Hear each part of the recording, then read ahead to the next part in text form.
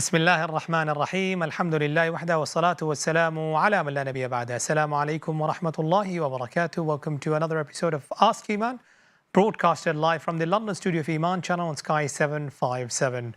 We're also streaming it live on our social media platforms, so please don't forget to like, share, comment and subscribe to all our platforms, including our Facebook page, our YouTube channel, our Instagram page, and follow us on Twitter. We're also streaming it live via our website, emanchannel.tv. As always, feel free to leave your questions in the comment section below on our YouTube channel.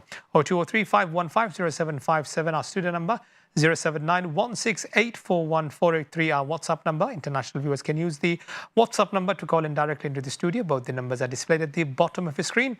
I'm your host, Qamarul Islam. Joining us tonight, none other than virtually, Sheikh Abid Khan. Assalamu alaikum. Wa alaikum assalam wa rahmatullahi wa barakatuh. Thank you very much for giving us your valuable time. We've got very few minutes, I would rather say 5 minutes, before we move on to our first break. So let's start our conversation from Surah Al-Fatir, verse number 35. Surah number 35, verse number 28. إِنَّمَا يَخْشَى اللَّهُ مِنْ عِبَادِهِ الْعُلَمَاءِ.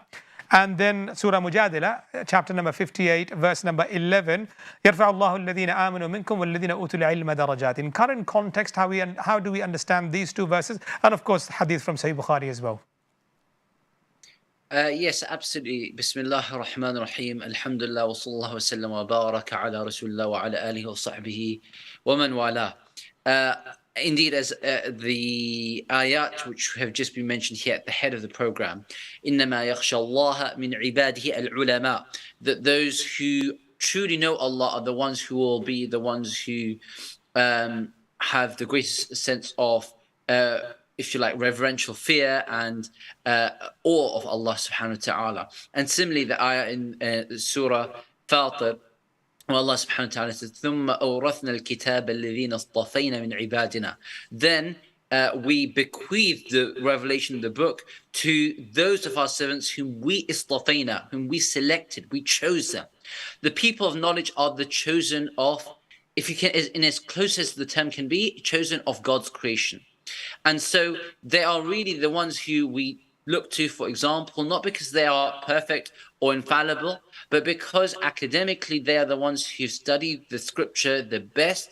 And they're the ones who, as Allah mentions elsewhere in the Quran, Surah An-Nisa, He says that that had it not just been when وَإِذَا جَاءَهُمْ أَمْرٌ مِنَ الْأَمْنِ أَوْ الْخَوْفِ أَذَاعُوا بِهِ, that what tends to happen is some matter of security, or they're trying to work out what's the right policy, the right way ahead, and they end up kind of getting sent to the state of disarray.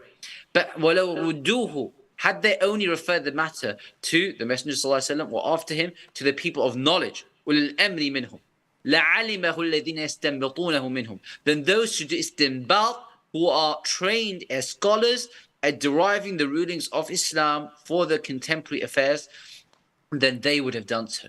The role of scholarship in Islam is something which cannot be overstated, because it is through the scholarship that we understand how to apply Islam in our current context. It's through scholarship we manage to avoid the kind of negligence in religiosity, and we manage to avoid and stay clear of extremism in religiosity as well. Rather, we manage to represent Islamic moderation in the way that the Prophet Muhammad ﷺ represented from the very get-go of Islam itself. And thus, we hear the hadith of the Prophet ﷺ loud and clear, that the scholars are the inheritors of the prophets. And the loss, therefore, of scholarship is something which really grieves us and causes us much pain. The Prophet ﷺ said in that hadith, as we round up this answer, the Prophet ﷺ, he mentions that indeed, that إن الله لا يقبض العلم انتزاعا ينتزعه من الناس ولكن يقبضه بقبض العلماء حتى إذا لم يبق عالما. That indeed Allah does not lift knowledge just by lifting it in as such from the hearts of the people, but he rather the loss of knowledge is by the loss of scholarship. People not investing themselves in their lives in terms of trying to become scholars, and that those who have done so, actually eventually they're lifted without being replenished. And that is the lifting of knowledge of Islam itself through the loss of scholarship. and thereafter the consequences laid bare. حتى إذا لم يبقي عالما, no such scholars left. And thus only for the ignorant, those who have not studied, are left to deal with the people's questions. فسئلوا فأفتوا بغير علم فضلوا أضلوا. And they ask questions and they respond without knowledge, and thus they lead themselves astray and lead others astray. We ask Allah's protection from that. And the loss of scholars should be, if you like, an increased impetus, should lead to increased impetus within ourselves to try and see how we can invest in scholarship ourselves, through our lives, through our time, to keep the currency of knowledge and beneficial knowledge, applicable knowledge, and the righteous actions which go hand in hand with that, how to keep that alive and pulsating through the veins of the Muslim community and humanity en masse. Thank you very much. Less than 1.5 minutes. Is it true? علامات هلاك الناس ذهاب علماهم. Sorry, I didn't catch the question. Is it true? If you can kindly translate, علامات هلاك الناس ذهاب علماهم. What I caught from you saying علامات هلاك الناس, from the signs of the, if you like, the downfall of people are the if you like, the passing away of the scholars.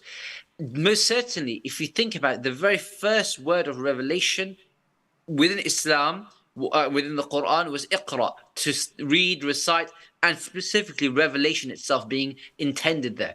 اقرأ باسم ربك الذي خلق خلق الإنسان من علق اقرأ وربك الأكرم. This being to recite the Quran, study it. Of course, other knowledge being hugely praiseworthy as well, by extension.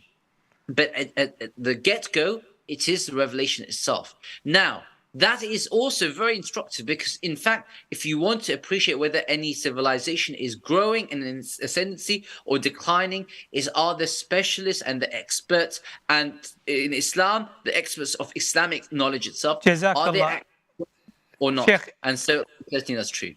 Yeah, I'll stop there, inshallah. When we come back, I can hear more in detail from you. And after that, we'll move on to our callers. You're watching Ask Eman. Thank you very much.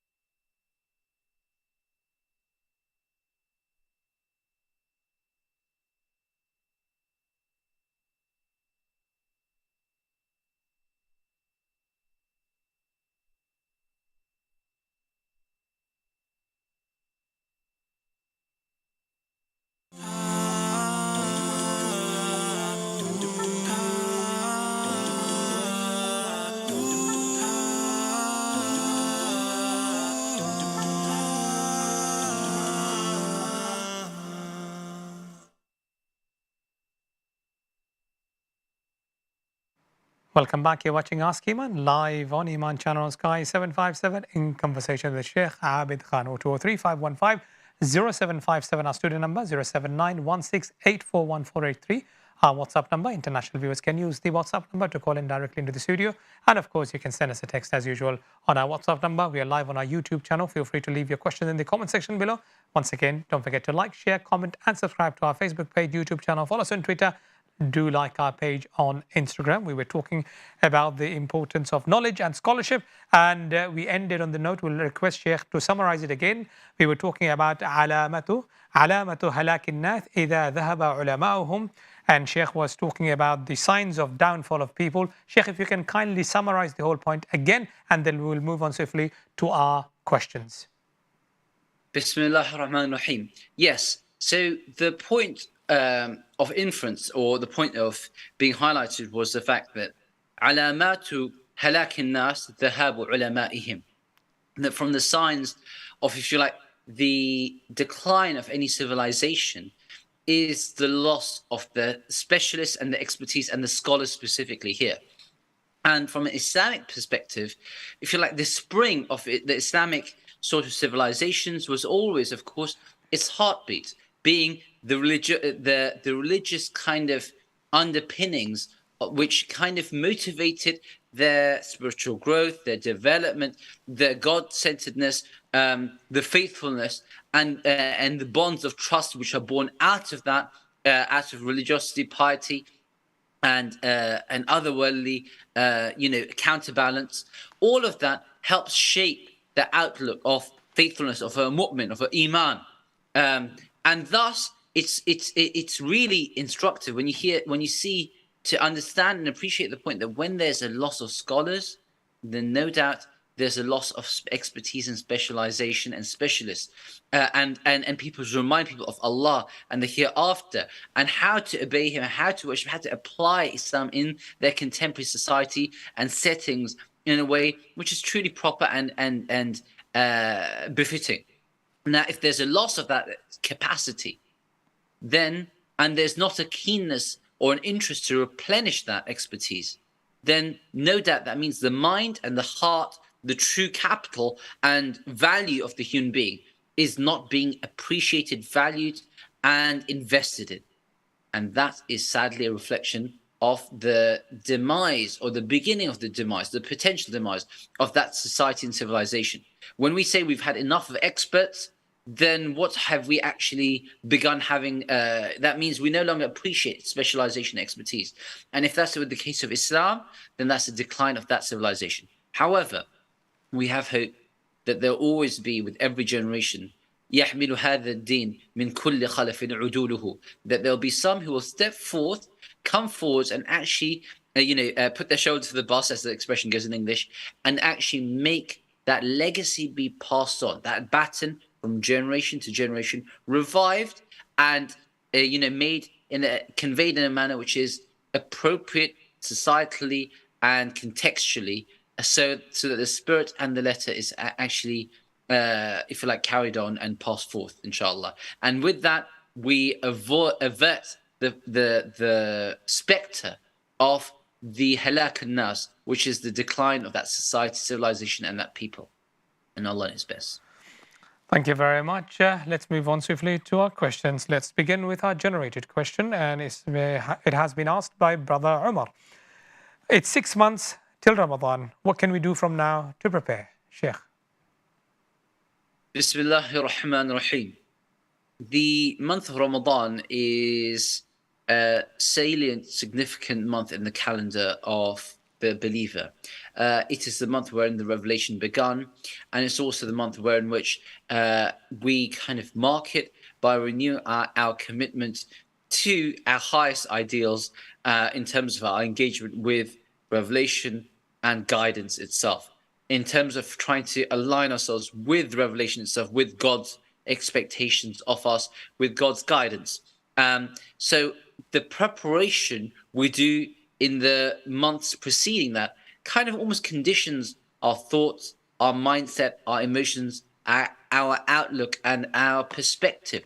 If it's more godly ahead of time, before the arrival of the month, then almost you start on a higher kind of tier or higher kind of plane of being. And thus you're more able to dip deeply within yourself because you've already created a greater sense of depth with the permission of God Almighty, with the permission of Allah. So the preparation to the month always is valuable. Making dua to Allah, as the early community, some of them is reported as having done so, that, making dua 6 months ahead of time. Oh Allah, enable us, balighna Ramadan, enable us to witness Ramadan and see the fruits of the labor of the month of Ramadan. So give us life till then, help us to do good deeds in the months preceding it, and let us avail ourselves of the opportunities in Ramadan as best as possible. Perhaps putting a plan in place, perhaps kind of, making sure we know some of the rulings associated with the month, engaging with increased amounts of recitation of the Quran and study of its meanings, perhaps enrolling on a course, an online course or an in-person course, both not just of recitation itself, so tilawa lafdhiya, but also tilawa hukmiya, which is understanding its method of living it in our lives, of deliberation and contemplation of its meanings. All of those are brilliant things to do. Qiyam al-Layl. Many people start with the first night of Ramadan and Taraweeh says, oh gosh, are we going to manage this through the month? And of course, people do. Most of, inshallah, do, those who start. However, if you get in the habit beforehand, it paves the way such that perhaps you can, outdo your own personal best from previous Ramadans in the coming Ramadan, bi'idhnillah ta'ala. And Allah knows best. Thank you very much. And just if you can add another point, what about planning and booking our annual leaves around Ramadan or around Arafah or Hajj season? Because we always tend to plan towards the end when it's very difficult. Why not plan it in advance? Yeah, absolutely. If that's something which you feel will assist you in your Ramadan schedule, kind of planning your annual leave around that, absolutely brilliant. I know many people close to myself who've done so and who benefit greatly from doing so. I have some people, I should add, who have also said, practicing observant Muslims, who feel like they don't want to kind of present themselves as being weaker and needing more kind of if you like leave in that month. But whichever approach you take, this one or that one, if you do it with the right intention, inshallah you'll be rewarded. But just make sure that whatever your circumstances, you try your best, because Allah subhanahu wa ta'ala appreciates your efforts. So by all means, do plan ahead and book your annual leave right now, and that will help you, inshallah, bi'idhnillah. Excellent. Thank you very much. Next question. Does the individual who is in debt to student loans have to pay zakah on any of the wealth he has or she has? And are there any exceptions? So the question of student loans and how that relates to one's assets in light of the Islamic requirement of paying zakat. If you are sahib al-nisab, that is to say, you're in ownership of the minimum quantum of wealth, which if you own it, then you're required to pay zakat. That question is one which is from the Masail and Nawazil. Nawazil means they're from the contemporary issues which require, scholarship of that age to apply the principles in a contemporary relevant fashion.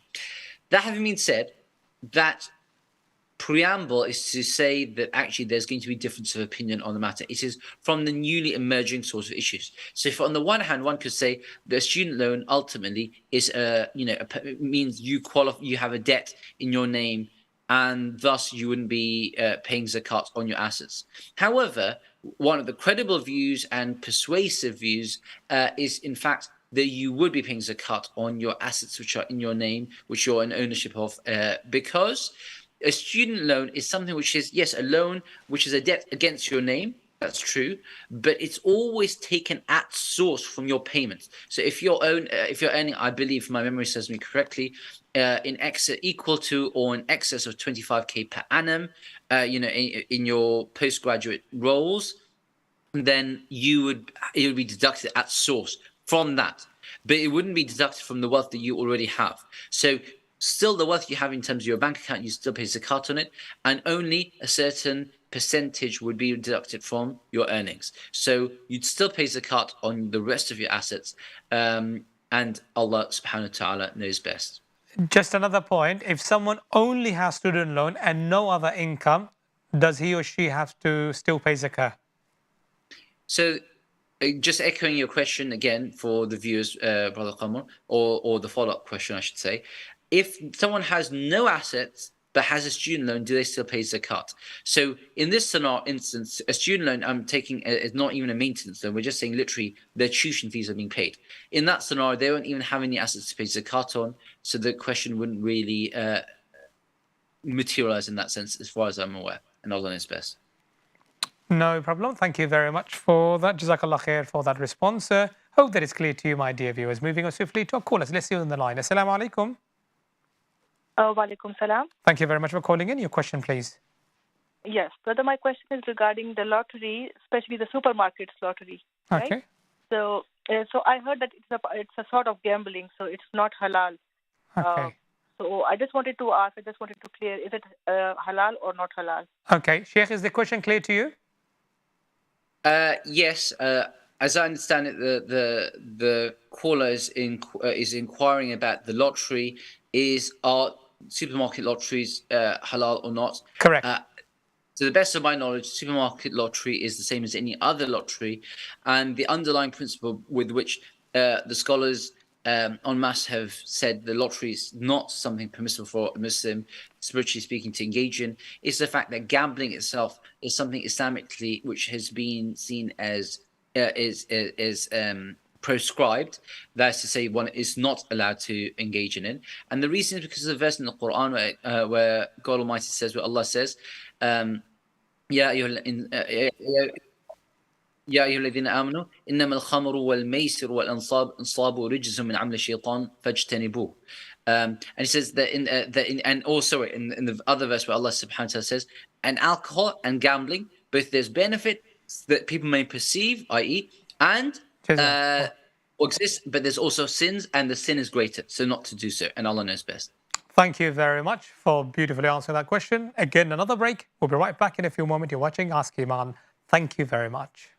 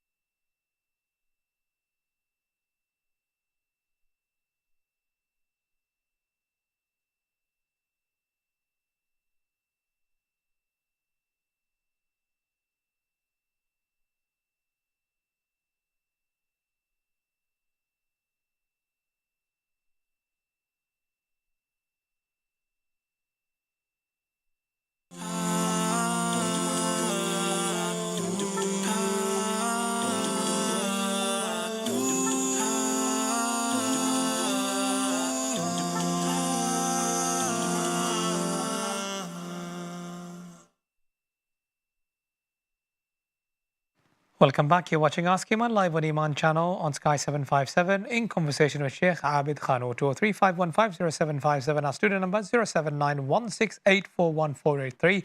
Our WhatsApp number, both the numbers are displayed at the bottom of the screen. You can send us your questions on our YouTube channel in the comment section below. Don't forget to like, share, comment and subscribe to our Facebook page, YouTube channel. Follow us on Twitter, like our page on Instagram, and we're also live streaming via our website, emanchannel.tv. Let's move on to our next generated question. The question is asked by Hasib, brother Hasib. I've tried to save for Hajj for a few years, but each time I end up spending my savings. Any tips to save this year, Sheikh? Bismillahir Rahmanir Rahim.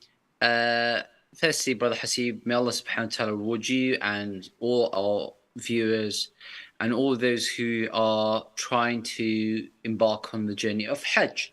Hajj, as we all know, is one of the 5 pillars of Islam, and it's a great, momentous journey in the life of a believer and a huge act of worship. In terms of its importance, it's something which is underscored by the statement of Allah subhanahu wa ta'ala in Surah Al Imran, the 3rd chapter of the Quran, the chapter of the family of Imran, where in which Allah says, وَلِلَّهِ عَلَى النَّاسِ حِجُّ الْبَيْتِ مَنِ اسْتَطَاعَ إِلَيْهِ سَبِيلًا. And for Allah belongs the right. He has this right owing from all of us that we should try and perform the Hajj, مَنِ اسْتَطَاعَ إِلَيْهِ سَبِيلًا, for whoever has the ability, the capacity to do so. That capacity has a question relating to our health, physical health, being able to do so, be that in person or by kind of having support in terms of, some assistance, physical assistance, or by proxy. But the other question is of being of financial means.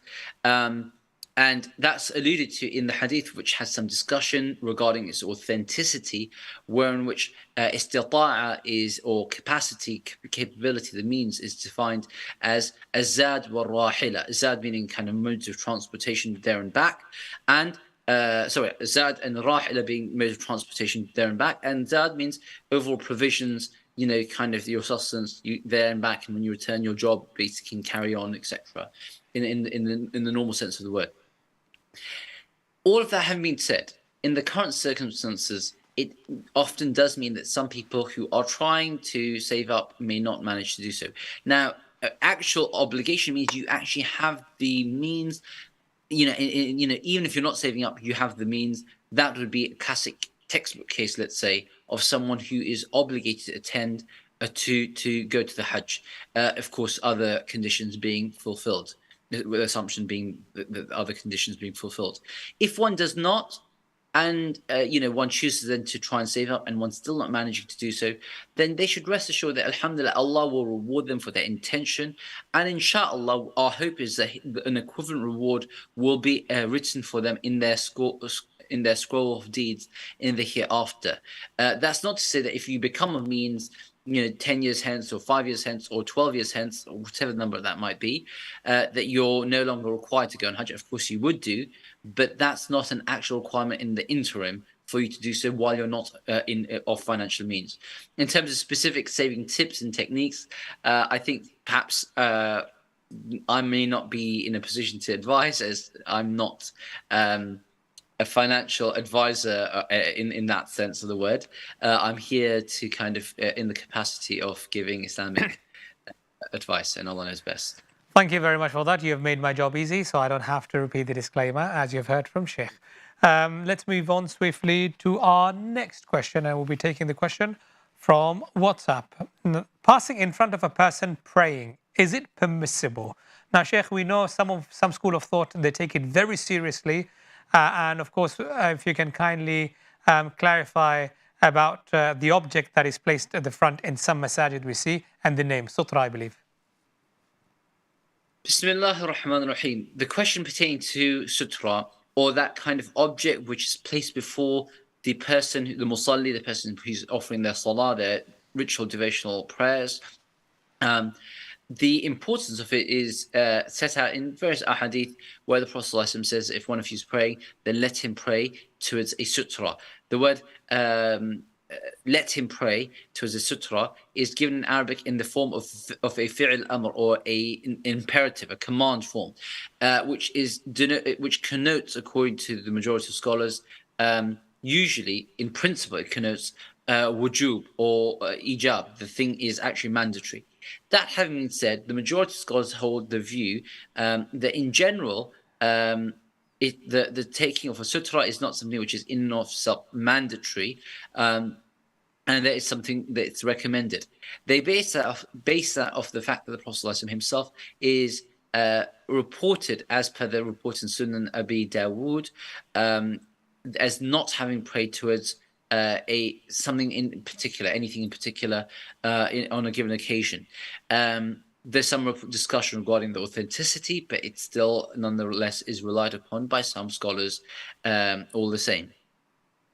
In terms of the person not crossing as a person who's musalli, that's clear in the hadith of the Prophet ﷺ, where he says that if لو يعلم المار بين يدي المصلي ماذا عليه من الإثم لكان أن يقف 40. Had the person who crossed in front of a musalli, a praying individual, known what's upon them of sin for having crossed the prayer and kind of violated some of the sanctity therein, then they would have been more willing to even wait for 40. And the hadith doesn't actually set out what that 40 refers to. Is that what unit of time? Is that 40 days, minutes, hours, years? One of the reports, I believe in Al-Bazzar, says لكان أن يقف 40 خريفا, would have even waited 40 years. It's emphatic. It's, in intensive, just to say this is something really one ought not to do. Is the prayer invalidated thereby or not? The mass majority of scholars are of the view that it does not invalidate the prayer, irrespective. Whereas the Zahiris, which is a school which sits outside the main four schools of thought, the kind of mainstay schools of thought, the Zahiris were of the view that actually it does invalidate, especially if it was one of the for example, there's certain things mentioned in the hadith, a separate hadith, that would invalidate it. Then they held the view that the person is required to repeat the prayer. But the mass majority of scholars said no, it doesn't.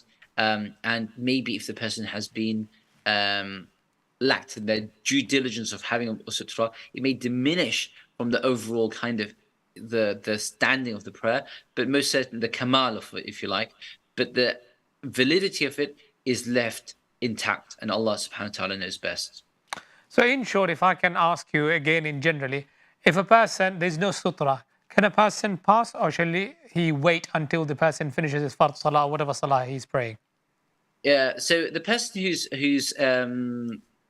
passing in front of them, they should actually, it depends. So for example, out in the open, you should leave a bit if you're camping, for example, and have a sutra. Inside the masjid, if you just move, so long as you move in front of the place which is being occupied by the musalli up to the point of his sujood, and if you want to leave a bit more space beyond that, then you can pass in front of them. If you want to err on the side of caution, which is of course noble and praiseworthy, then you try and go from behind them and wait a few moments. That's no doubt the safer course of action, and Allah knows best. Okay, thank you very much for that. Next question we'll take from YouTube. Sister Saida Khadija is asking a question, and it's one of the common questions that we have seen recently been asked by a couple of our viewers, and in various other forms, social media platforms, including our very own Ask Eman show. Can a woman go for Umrah without a mahram? Bismillah ar-Rahman ar-Rahim. In terms of a woman going for Umrah without a mahram, the scholars, the madhahib, actually discuss this in the following senses. First of all, the fact that a mahram is from the four schools of thought, and then moving on to other contemporary views which have been mentioned by scholars, credible scholars, no doubt. So, first and foremost, there were those who point out that if the journey is safe and there's no issue there, then the traveling without the mahram would be something which would be acceptable. And this is mentioned from some of the major scholars of the time, and they say that's because they saw the illah, or the ratio legis, as being ultimately for the safety, security And that's kind of the backdrop within which the hadith would have been stated. Other scholars said, well, we don't have a specific text stating that's the ratio legis, the illah, the rationale behind it. And on the contrary, you have the hadith of the Prophet ﷺ where he actually foretells a time when there will be amnesty, safety, and security, where he says that والله لا يتمن الله هذا الأمر حتى يسير الراكب من صنعاء إلى حضرموت لا يخاف إلا الله أو الذئب والذئب على غنمه ولكنكم قوم تستعجلون. One of them stating that the person would be even a female and traveling from Sana'a to Hadramaut to one location to another, not fearing anyone except for Allah, and perhaps the wolf upon her sheep, and there's not being any there's no mention of mahram there.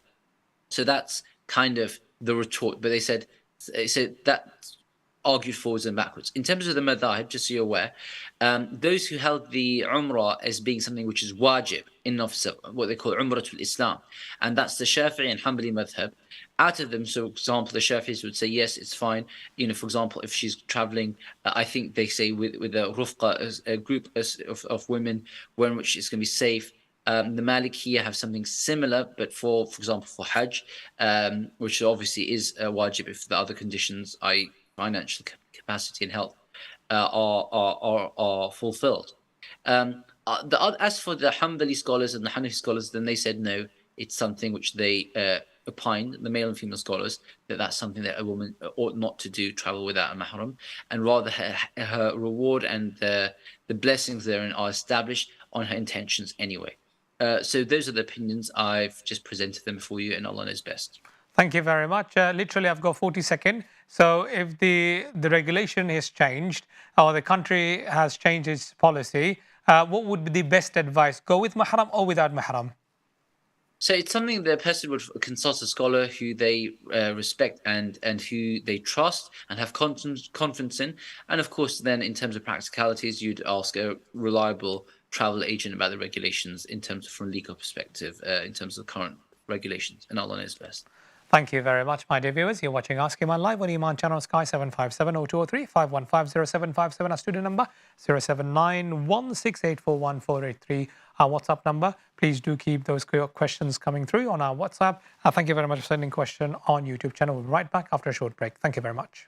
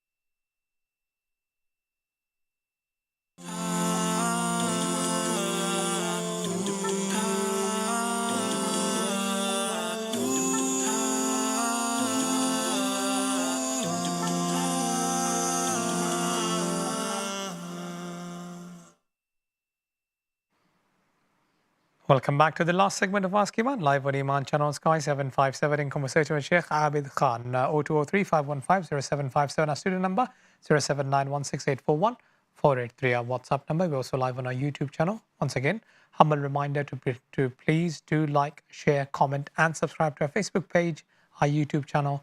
Follow us on Twitter, like our Instagram page, and we're also streaming it live via our website, emanchannel.tv. Now, let's move on to our next generated question asked by brother Zishan. It's an interesting question, Sheikh. My friend keep on reading my messages while I'm on the phone. How can I explain that it's not okay?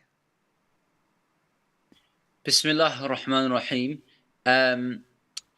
This is actually quite a serious question, because a person's privacy or khususiyya is something which is actually important.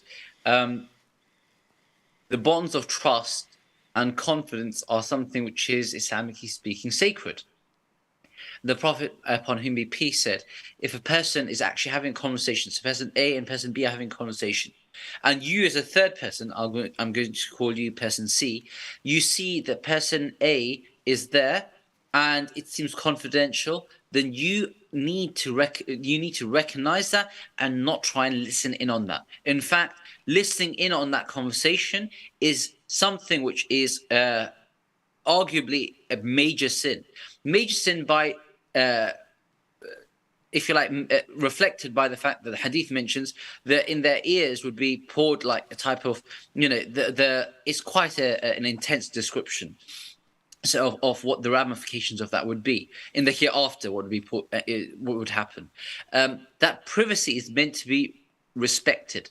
Moreover, if you're speaking with someone and you're telling them something or they're telling you something. So again, I'm going to go back to Abdullah and Zayd are speaking, and Abdullah is listening to Zayd, and Zayd is saying, it's just an interesting time, set of circumstances for myself in terms of at work.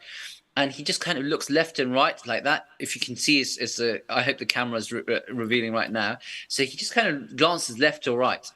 That simple glance, says the hadith, the simple glance to the left or the right, i.e. the glance of concern, who's listening in, who might be hearing, in whose earshot might I be in, is sufficient or ought to be sufficient, Islamically speaking, that what you've said or what you've heard from him now becomes sacred in the sense that is inviolable. You cannot violate that by revealing that, sharing that with anyone else. Such is the extent to which the privacy laws need being guarded from an Islamic perspective. And I think the problem nowadays is with amongst friends, especially of a certain age group, people can try and ride roughshod over this in the name of jokes and light-hearted, frivolity and banter and the like. Breaking the Islamic regulations of privacy, that ain't bants. That's not just jokes and banter. It needs kind of recognizing that this is improper, and people need being reminded of the Islamic regulations and the Islamic guidance. And let's just think about in practical terms. What happens if he's having a conversation with his mother or his father, his sister? Do you want to see inappropriate messages, about their family circumstances? Is that really the sort of relationship that we want to have? Is that the sort of friend you want to be towards your friend or brother in Islam or in humanity? So I think we all agree that's something that ought not to happen. And I hope this reminder will go some way in reminding us all of the importance of these Islamic teachings, and Allah knows best. Thank you very much. And it's very important, even in this country, the legal rights are also very strict when it comes to privacy, data protection, or GDPR. So let us be very careful, especially if it's on a level of business organizations, etc. Moving on swiftly to our next question. And it's a WhatsApp question. Assalamu alaikum, Sheikh. A common one. Is it permissible to read Quran for a deceased person or recite at the grave after janazah? Reciting Quran after a person passes away is something discussed by the scholars. It's a frequently discussed question. In terms of just the breakdown of where the scholars stand on this, Imam Ibn Qudam al-Maqdisi, the Hanbali jurist, says in the Mughni, which is his magnum opus, says that actually he attributes it to the majority of scholars, and that actually it's something which is permissible, what they call isal al-thawab, which means actually reciting Quran or doing a good deed and asking Allah to actually allocate that reward or some of that reward to such and such person uh, uh, who's living, or actually in this case, who's passed away. And he attributes that to the majority of scholars.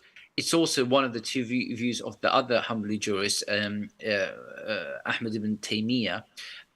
And so it's something which is discussed. The other view, which again is attributed to the same scholar and many contemporary scholars, is that it's not permissible. And the basis of that latter view is the hadith of the Prophet ﷺ: إذا مات ابن آدم إذا مات ابن آدم انقطع عنه من عمله إلا من ثلاثة. That if the son or daughter of Adam, if a human being passes away, then all their sources of good deeds are severed from them except for three things.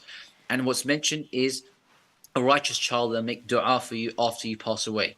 A sadaqatun jariyah, an ongoing source of charity that you set up. You paid, you sponsored the digging of a well, and now poor people, and other people are drinking from that water, and they're thereby enabling that their life is carrying on. You get the reward of having that ongoing source of charity. And thirdly, knowledge, Islamic knowledge that you left behind. So you're a scholar or a teacher, a student of knowledge, or a sponsor of literature, beneficial literature, Islamic literature. The mainstay sort of message. All of that would be source of benefit for you after you pass away. That's the second view. So both views exist. What one shouldn't do is let such issues become source of discord within communities, and nor should one allow the sense of this sort of practice to sublimate or replace or substitute actual good deeds for oneself. Allah says in the Quran, وَأَن لَيْسَ لِلْإِنسَانِ إِلَّا مَا سَعَى. A person will only have that which they strove to do in their life. Our life is our most precious commodity, and our vehicle and our means of actually attaining the good deeds, which will be the source or the means rather of attaining the grace of Allah subhanahu wa ta'ala after His mercy, and Allah knows best. Thank you very much. Next question is also again related to burial. Assalamu alaikum. After burial, should dua be made individually or in congregation?